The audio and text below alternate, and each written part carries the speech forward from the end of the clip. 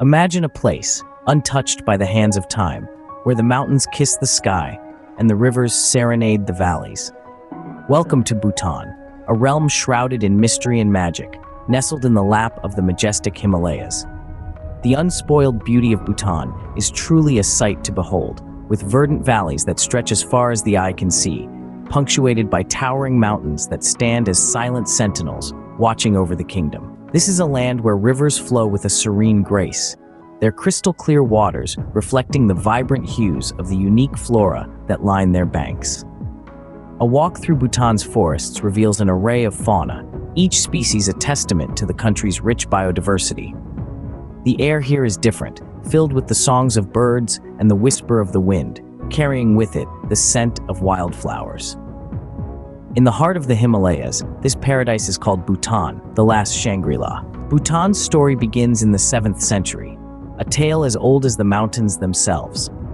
In this chapter of time, the land of the Thunder Dragon was a mosaic of feuding tribes and clans, each with their unique customs and traditions. But it was in the 7th century that the winds of transformation began to blow, carrying with them the teachings of Buddhism.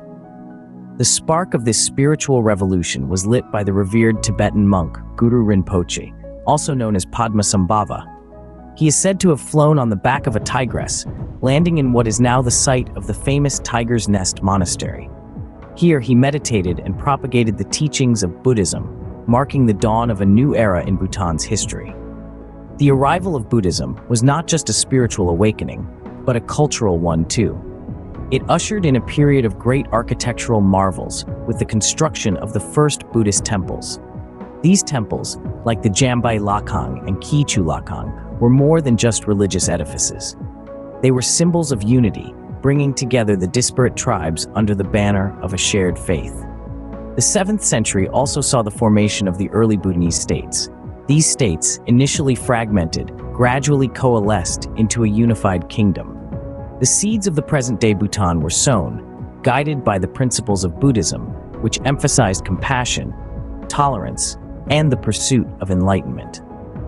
Bhutan's early history is a testament to the resilience and adaptability of its people. They embraced a new faith, built majestic temples, and laid the foundation for a nation, all while nestled in the lap of the mighty Himalayas. This was not a period of swift change, but a gradual evolution, shaped by the forces of faith, unity, and determination. Thus, the roots of Bhutan were firmly planted, deeply intertwined with the teachings of Buddhism.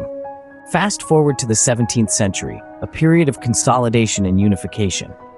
A remarkable figure emerges in Bhutan's history, Jabdrung Ngawang Namgyal, a Tibetan lama and a great military strategist. He fled Tibet, sought refuge in Bhutan, and became the unifier of what was then a land of fragmented territories. Jabdrung, known as the Bearded Lama, had a grand vision for Bhutan. He wanted to create a distinct Bhutanese identity, separate from its powerful neighbors, Tibet and India. He started this by introducing a unique code of law and creating a national dress code. But his most significant contribution was the construction of dzongs, these grand fortresses that dot Bhutan's landscape even today. These dzongs were not merely military fortresses. They were centers of administrative and monastic activities. Each dzong housed a government official and a body of monks, thus establishing a unique dual system of governance. This system, known as Choi Sidni, meaning temporal and spiritual, was a perfect blend of religion and politics. It helped in maintaining peace and stability in the turbulent times of the 17th century. The Punakha Dzong, also known as Pungtang Dechen Phodrang, meaning Palace of Great Happiness, was the first dzong built under Jabdrung's rule.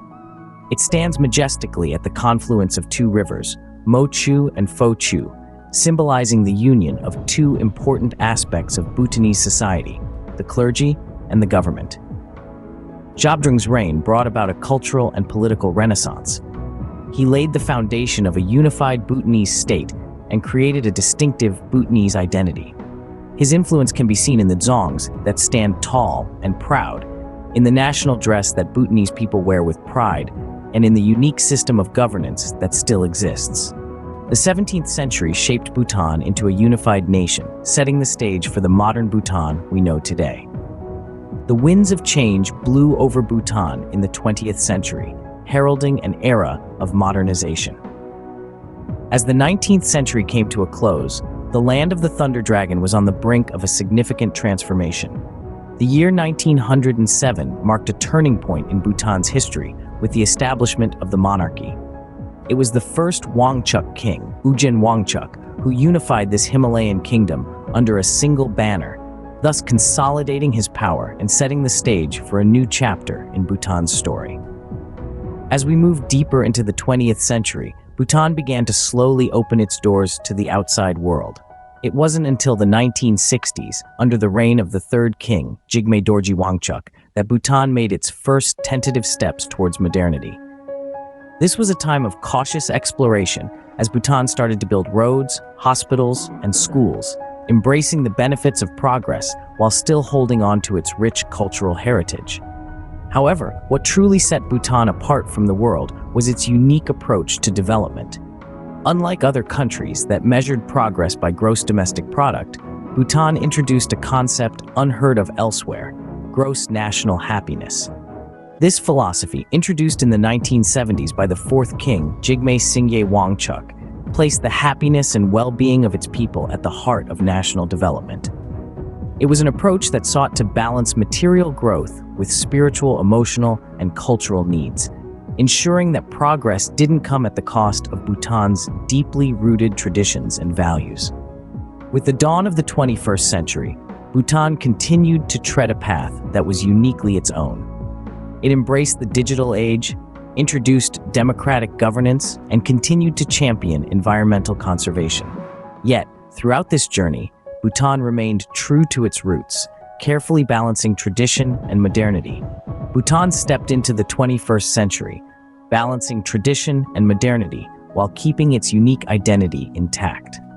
The land of the Thunder Dragon had shown the world that it was possible to modernize without losing one's soul. Beyond the mountains and monasteries, the true heart of Bhutan lies in its vibrant culture. In the kingdom of the Thunder Dragon, culture is not just a part of life, it is life itself. A timeless echo of ancient traditions, Bhutanese culture is a beautiful blend of the spiritual and the earthly, the celestial and the mundane. Let's begin with the traditional dress, the kira for women and the go for men. These aren't just pieces of clothing, but an expression of Bhutan's unique identity. The intricate patterns woven into each garment tell stories of the land and its people, each thread a symbol of Bhutan's rich cultural tapestry. But Bhutanese culture isn't just about what you wear, it's also about what you celebrate. The Chechu festivals, held annually in various parts of the country, draw people from all walks of life.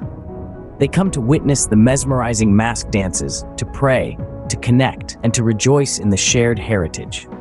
The rhythmic beats of the festival drums resonate with the heartbeat of Bhutan, creating a symphony of tradition and togetherness. And then there's the cuisine. The flavors of Bhutan are as diverse as its landscapes.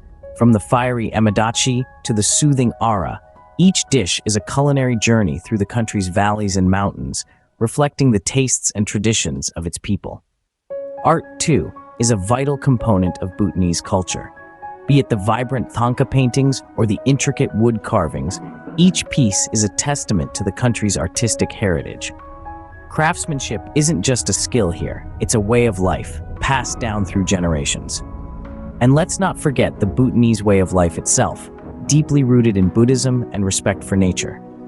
In Bhutan, happiness isn't just a feeling, it's a national goal, measured not in wealth, but in spiritual and emotional well-being. From the woven patterns of the kira and go to the rhythmic beats of the Chechu festivals, Bhutan's culture is a vibrant tapestry, as enchanting as the land itself.